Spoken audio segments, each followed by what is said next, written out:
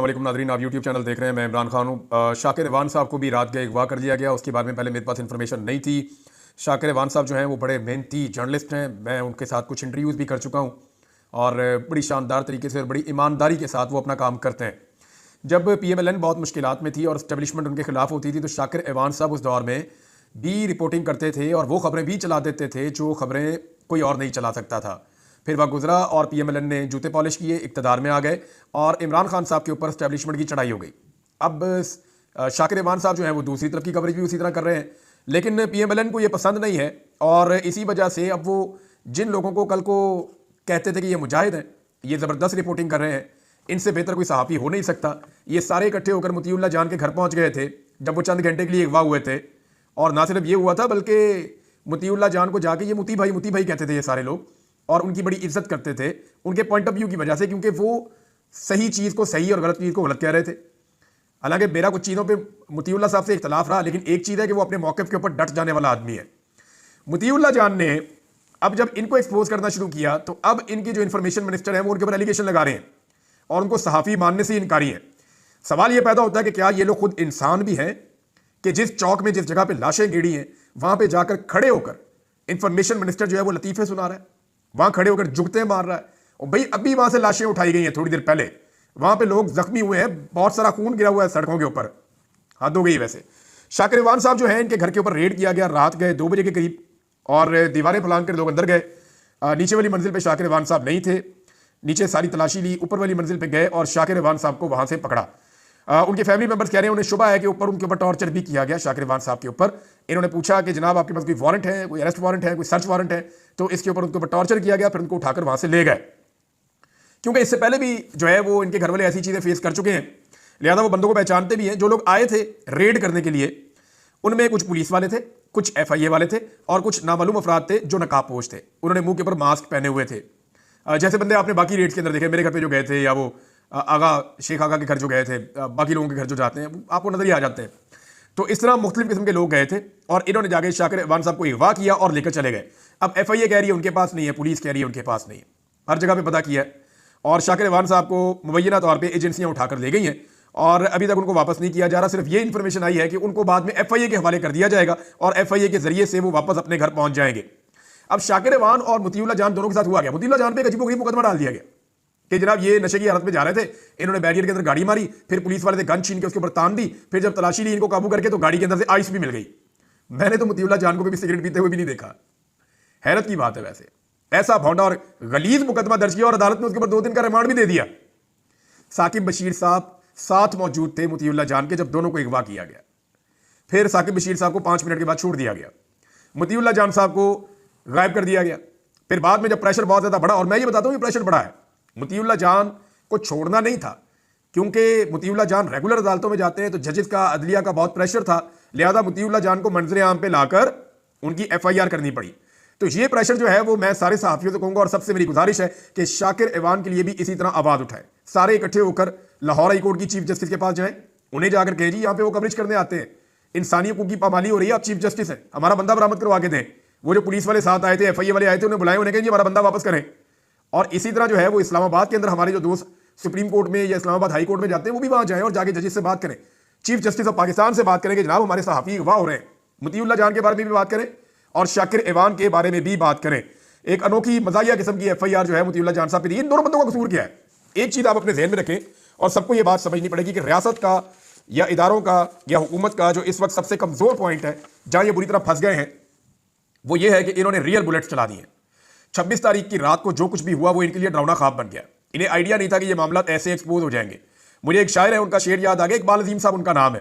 उन्होंने एक दिन बड़ा जबरदस्त शेर कहा था, एक गजल है पूरी, उसके अंदर से उनका एक शेर है कि कातिल ने किस सफाई से धोई आस्तीन, कातिल ने किस सफाई से धोई आस्तीन, उसको खबर नहीं कि लहू बोलता भी है। तो लहू बोलता है जी, आप लाशें छुपा नहीं सकते, आप खून के निशान मिटा नहीं सकते। ये आपके पीछे आएगा। BBC ने बड़ी जबरदस्त इसके ऊपर एक डॉक्यूमेंट्री लिखी है, लेकिन इसका इंपैक्ट बहुत गहरा आ रहा है, पूरी दुनिया के अंदर आ रहा है। आलमी सतह के ऊपर ये जो हुक्मरान है और इनके साथ जुड़े हुए लोग हैं, ये सारे फंस गए हैं और इनको जो है वो एक मुजरिम के तौर पे देखा जा रहा है, जिन्होंने निहत्ते अवाम के ऊपर अंधाधुंध फायरिंग की है। ये क्लेम किया गया कि जनाब जो मुजाहिरीन है उनके पास बहुत सारे हथियार थे, कुछ हथियार लाके सामने भी रख दिया। आपको पता है हथियार तो जब मर्जी पुलिस लाके सामने रख देती है, इनके पास पड़े रहते हैं हमेशा। तो हथियार लाके रख दिए जनाब, ये उनसे बरामद हुए। एक विजुअल ऐसा नहीं है जहां पे ये लोग हथियार लेकर आ रहे हो। पाकिस्तान तहरीक इंसाफ ने बाकायदा ये इंस्ट्रक्शन दी थी कि हथियार लेकर कोई नहीं आएगा, और कोई भी हथियार लेकर नहीं आया था, सवाई कुछ सिक्योरिटी अली अमीन गंडापुर की जो वजीर आला की है या एक दो लोगों की, उसके अलावा और किसी के पास हथियार नहीं थे। तो ये एक गलत एलिगेशन लगाया गया कि पाकिस्तान तहरीक इंसाफ के लोग हथियार लेकर आए। इस पर अल जजीरा ने कहा कि हम सारा दिन रिपोर्टिंग करते रहे, बीबीसी ने, बाकी सारों ने, आलमी मीडिया ने रिपोर्टिंग की है, लोकल मीडिया ने रिपोर्टिंग की, कोई एक बंदे ने नहीं कहा कि ये हथियार लेकर आए। और किसी एक पुलिस वाले को या एक रेंजर्स को या किसी बंदे को अभी तक सामने नहीं लाया गया जिसको गोली लगी हो। अब अगर किसी को ला के उसको पट्टी करके डॉक्टर से झूठा मेडिकल लीगल सर्टिफिकेट जो है वो बना के और लाकर कह दे जनाब इसको गोली लगी है तो हम कुछ कर नहीं सकते, लेकिन वकूए के ऊपर एक भी ऐसा वाकया या एक भी ऐसी चीज रिपोर्ट नहीं हुई, जबकि अब तक दर्जनों लोगों की वीडियोस और तस्वीर आ चुकी हैं जिन्हें गोलियां लगी हुई थी। या तो वो नीम मुर्दा हालत में थे, या वो बेहोशी की हालत में थे, या वो करा रहे थे, या उनको अस्पतालों में शिफ्ट किया जा रहा था। जो लोग अस्पतालों में गए हैं वो ये कह रहे हैं कि अस्पतालों के अंदर मरीजों का तांता बंधा हुआ था, और ज्यादा लोग वो थे जो बुलेट इंजरी के साथ आए थे। अस्पताल के अमले ने जो पहला डाटा जारी किया था उसमें बुलेट इंजरी आखिरी कॉलम में लिखी हुई थी, और 28 लोगों का वो डाटा था। अब आप अंदाजा करें कि इस सूरत हाल में हुकूमत इतने बड़े साने को कैसे छुपा सकती है। हुकूमत के लिए छुपाना मुमकिन नहीं होगा। बीबीसी की रिपोर्ट बहुत इंपॉर्टेंट है, उसके कुछ हिस्से में आपको पढ़ के सुनाता हूं, आप हैरान रह जाएंगे। बीबीसी ने जनाब इसके ऊपर पूरी तहकीकाती एक रिपोर्ट तैयार की है, उन्होंने अपने साथियों को भेजा, और जो बीबीसी की टीम पहुंची अस्पताल में वो ये बताते हैं कि अस्पताल के बाहर पुलिस और रेंजर्स खड़ी है, और वो हर बंदे को चेक करते हैं। वो ये देखते हैं कि ये जो बंदा आया है ये कोई सहाफ़ी है क्या है, ये कोई तहकीकात तो नहीं कर रहा, या ये कोई पाकिस्तान तहरीक इंसाफ के जो लोग ज़ेरे इलाज हैं उनके मामले में तो नहीं आया। तो वो कहते हैं जी बहुत ज़्यादा वहाँ चेकिंग हो रही है। अस्पताल के अमले से उन्होंने ऑफ द रिकॉर्ड बात की है, कुछ लोगों ने नाम ना बताने की शर्त के ऊपर कुछ चीज़ें उनके सामने रखी हैं। उन्होंने पॉलीक्लिनिक अस्पताल और पिम्स अस्पताल दोनों का उन्होंने रुख किया है, और पहले जो वो अपना डाटा बता रहे हैं एक अस्पताल का बता रहे हैं। ये पॉलीक्लिनिक अस्पताल है, और ये बताते हैं जनाब के यहाँ पे 3 अफराद की लाशें मौजूद थी, जिनमें से एक की लाश जो है वो बुध की रात तक मुर्दा खाने में मौजूद थी। 2 लाशें जो है वो लवाहिकीन के हवाले कर दी गई हैं, जबकि दूसरे अस्पताल से जो अभी तक वहाँ पे अमले ने बताया कि 2 लाशें वहाँ से भी लवाहिकीन के हवाले की गई हैं। जबकि पाकिस्तान तहरीक इंसाफ कह रही है जो मौके के ऊपर जिन लोगों की डेथ हो गई थी उनको डायरेक्टली उनके इलाकों में रवाना किया गया है।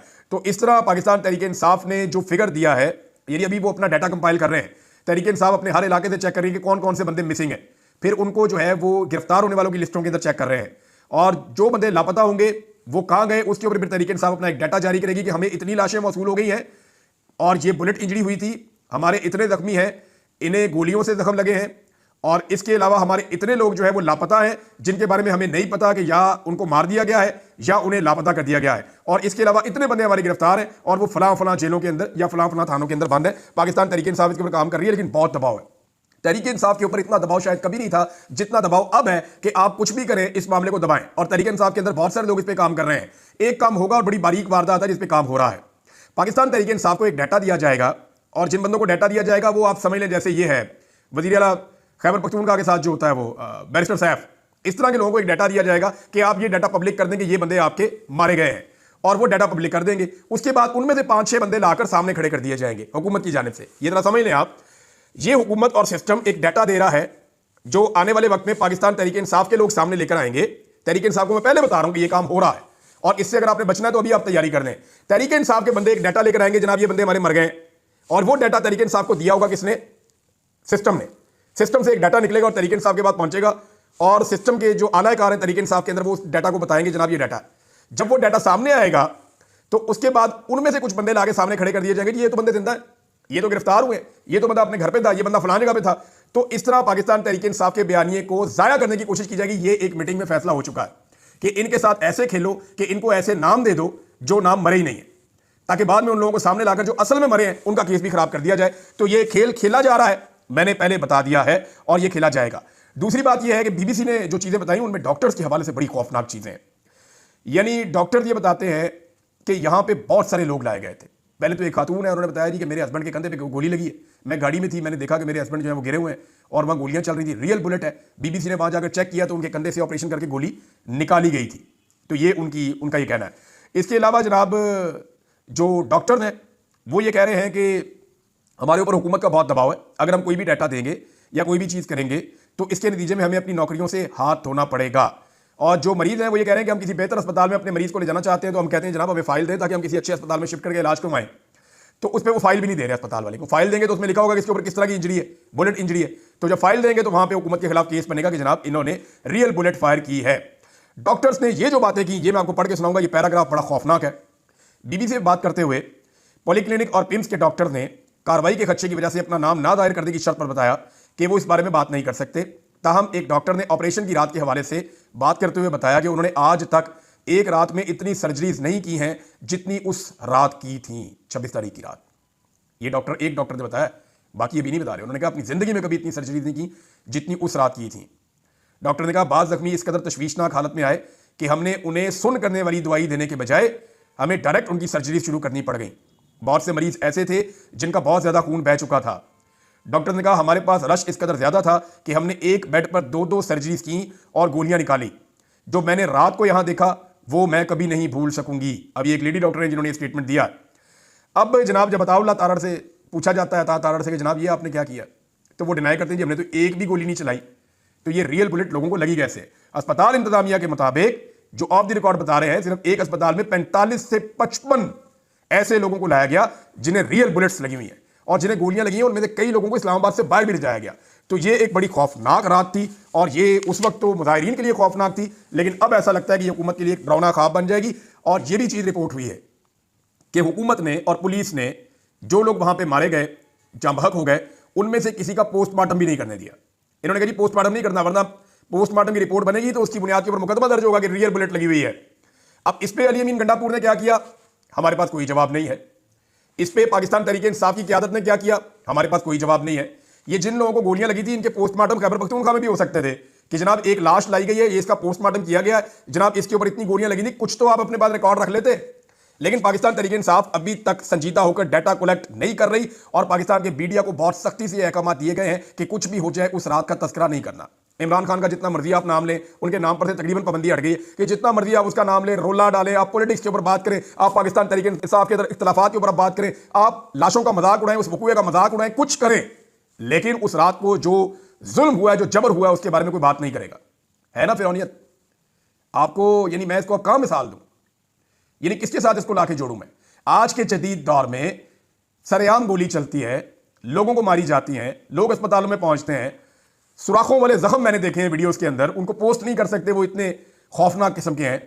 जब वो सारी चीजें नजर आ रही हैं, बेशुमार लोग अस्पताल में बेड्स के ऊपर पड़े हुए हैं, जब सब कुछ नजर आ रहा है फिर भी मीडिया बोल नहीं पा रहा, तो इसका मतलब आप समझ जाएं कि ये कितना बड़ा इशू है इस वक्त इस निजाम के लिए। नाज़रीन, जो लोग वापस जा रहे थे उनमें कुछ लोगों को गिरफ्तार किया गया है और पता चला है कि बलूचिस्तान से ताल्लुक रखने वाली क़यादत और कुछ पंजाब के लोग जो हैं, इवन खैबर पख्तूनख्वा के भी, उनको अगवा कर लिया गया है। ना वो किसी ना उनकी लाश मिली है, ना वो किसी पुलिस स्टेशन में है, ना उन्हें जेल भेजा गया है और ना ही उनके ऊपर कोई और, ना वो जख्मी हुए, ना वो अपने इलाकों में पहुंचे हैं। तो बाकायदा कंफर्म किया जा रहा है कि कुछ लोगों को अगवा करके साइड पे किया गया है। मुमकिन है कि 9 मई तर्ज का कोई और मामला बनाया जाए और ये किया जाए कि जनाब इनके बयानात की रोशनी में इमरान खान साहब को किसी तरह फांसा जाए। नाज़रीन, ये वाला हफ्ता जो है वो पाकिस्तान तहरीक इंसाफ के लिए बहुत इंपॉर्टेंट है और उसकी कुछ वजूहात हैं। एक तो सलमान अकरम राजा साहब ने इस्तीफा दे दिया है सेक्रेटरी जनरल की सीट से।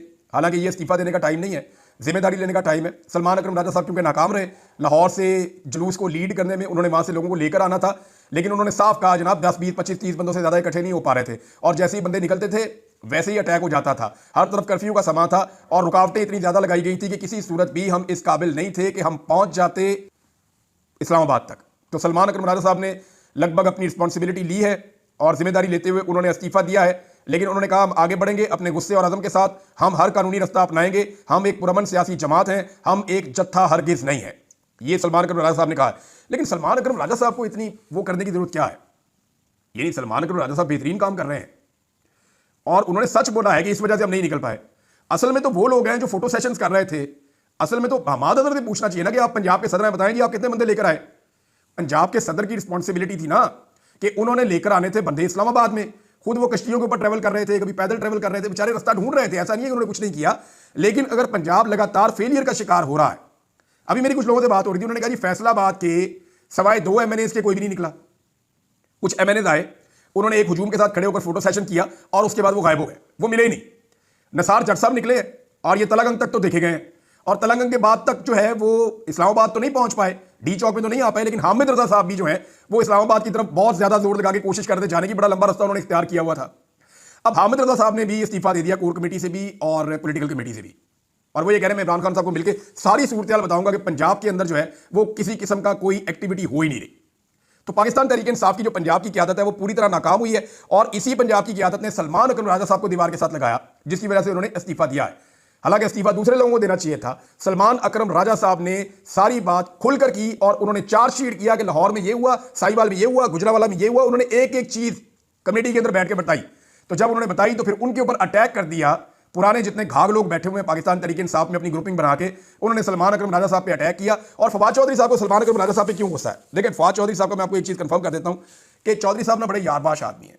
हम्माद अजहर और फवाद चौधरी ऐसे, हम्माद अजहर को तकलीफ होती है तो फवाद चौधरी को तकलीफ होती है, फवाद चौधरी को तकलीफ होती है तो हम्माद अजहर को तकलीफ होती है। ये दोनों आप ये समझ लें ये यक जान दो कालब है। तो हम्माद अजहर के ऊपर सारा मलबा गिरता है पंजाब का, उनके बारे में कोई कुछ बात नहीं करता, लेकिन सलमान अकरम राजा साहब के ऊपर सारे अटैक कर देते हैं। जरा इस चीज के ऊपर भी गौर करें, बंदे को इंसाफ वाली बात करनी चाहिए। अब ये लाशें कहां गई और कितने लोग शहीद हुए, कितने लोग लापता हैं, पाकिस्तान तहरीक इंसाफ को इसके ऊपर बाकायदा इंक्वायरी करके सही डाटा देने के बाद सोग का ऐलान करना चाहिए। यह बहुत बड़ा सान्या है। अब तक के लिए इतना ही। अपना ख्याल रखिएगा, अपने चैनल का भी। अल्लाह हाफिज़।